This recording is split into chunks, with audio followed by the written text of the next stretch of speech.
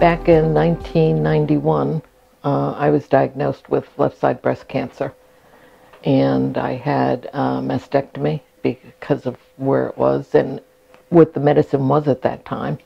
I did 6 months of chemo, and I had reconstruction, so it was a long process. And at the time, my daughter was 2 years old. So for me, it was a very scary journey to have a 2-year-old daughter, and at the time we were not living in Florida. And it was almost the 5-year mark when we did move to Florida, and that's when I met Dr. Browne. I always felt that she did the best exam. We discussed the disease, we discussed how things were going, physically, mentally, which is amazing. That's, I think, one of her key attributes, other than being a wonderful doctor, is that she can really key in on where your head is at and how to deal with all this. Dr. Wright-Browne has the ability to key into you as a person. She listens. You can tell instantly she's from the heart. She is an advocate for you. She absolutely plans what your future, your treatments are going to be, and it gives you a sense of comfort that there's someone guiding you down this path. No promises to outcomes, however, great at discussing what the potential will be for the meds you're taking and how you can cope with everyday life. I saw her for quite a while because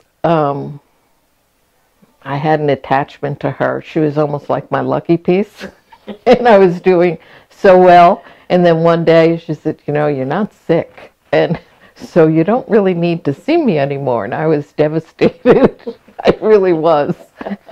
And she said, if you ever need me, just call.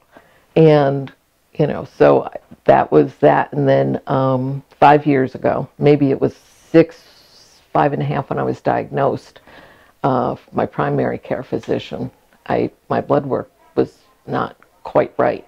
And I came right here about 2 weeks after the blood work was taken. And Dr. Browne did a series of tests, and it actually took maybe 2 months to discover what the problem was, because it was not showing up other than in the blood work. And I had a bone marrow, I had a scan, and there was nothing. But we knew something would show up. And actually we were right there at the front door when it did show up. So in many respects, I was lucky because it was stage 1. And I knew she would find what was wrong with me, and we would talk about it, and she always had a plan of action, which is very comforting when you have a disease that you really don't know where it's going to go.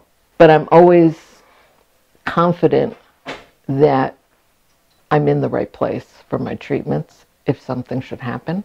I'm always confident that I have an advocate on my team, someone who really takes good care of her patients, because she really is concerned about her patients.